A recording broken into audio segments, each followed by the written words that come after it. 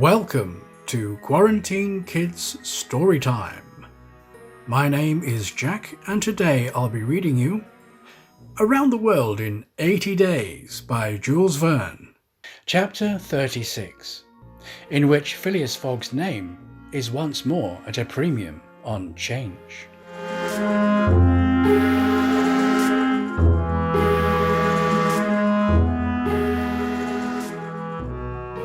It is time to relate what a change took place in English public opinion when it transpired that the real bank robber, a certain James Strand, had been arrested on the 17th day of December at Edinburgh.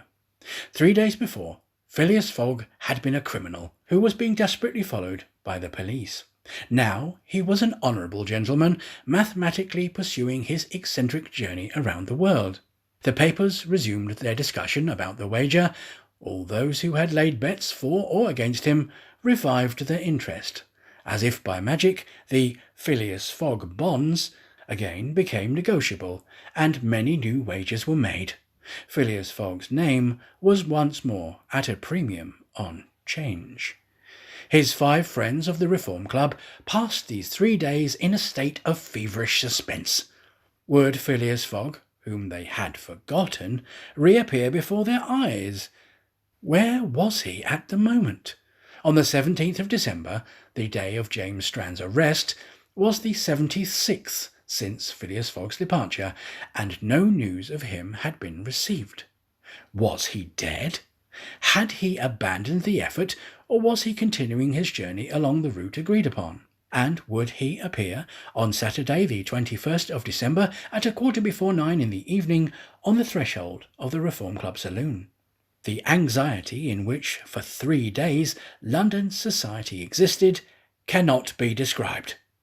Telegrams were sent to America and Asia for news of Phileas Fogg. Messengers were dispatched to the house in Savile Row morning and evening. No news. The police were ignorant what had become of the detective Fix, who had so unfortunately followed up a false scent. Bets increased, nevertheless, in order and value. Phileas Fogg, like a racehorse, was drawing near his last turning point.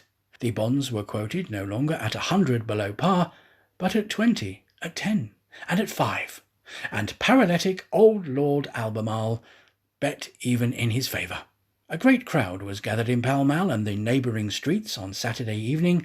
It seemed like a multitude of brokers were permanently established around the Reform Club.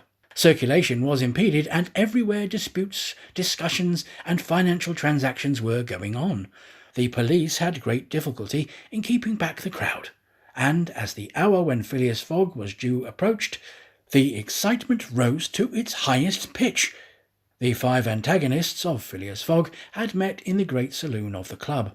John Sullivan and Samuel Fallentin, the bankers, Andrew Stewart, the engineer, Gauthier Ralph, the director of the Bank of England, and Thomas Flanagan, the brewer. One and all waited anxiously. When the clock indicated 20 minutes past 8, Andrew Stewart got up, saying, "Gentlemen, in 20 minutes the time agreed upon between Mr. Fogg and ourselves will have expired." "What time did the last train arrive from Liverpool?"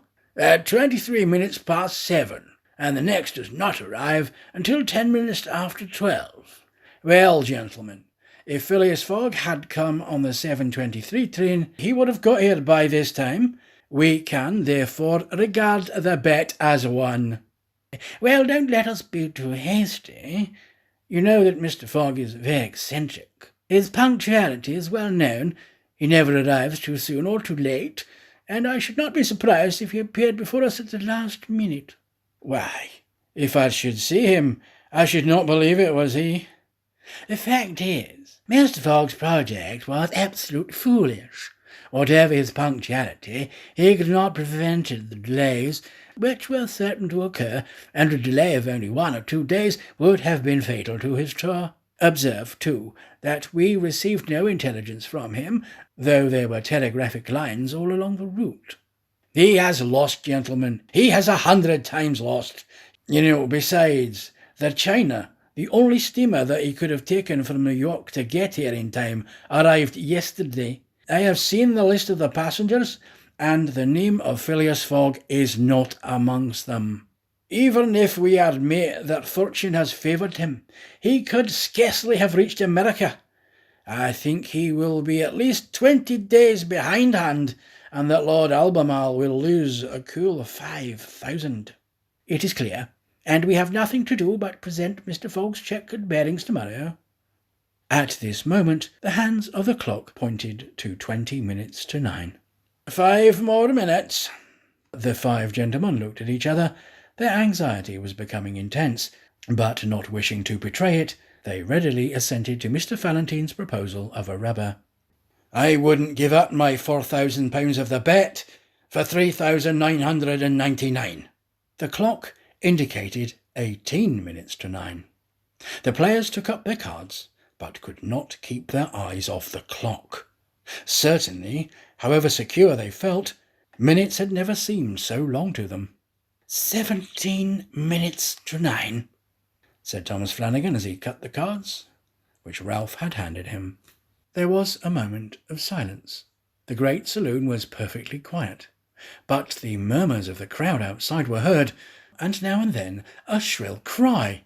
The pendulum beat the seconds, which each player regularly counted. As he listened with mathematical regularity, 16 minutes to 9, said John Sullivan, in a voice which betrayed his emotion. 1 minute more, and the wager would be won. Andrew Stewart and his partners suspended their game, they left their cards, and counted the seconds. At the 40th second, nothing. At the 50th, still nothing. At the 55th, a loud cry was heard in the street, followed by applause, hurrahs, and some fierce growls.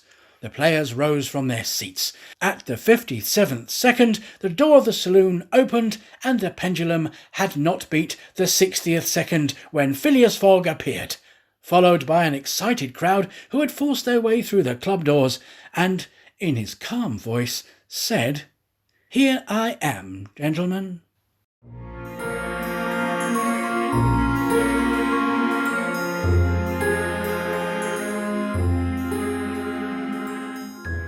That was chapter 36 of Around the World in 80 Days by Jules Verne, read by me, Jack, for Quarantine Kids Story Time. Join me again soon for the final chapter, chapter 37, in which it is shown that Phileas Fogg gained nothing by his tour around the world unless it were happiness.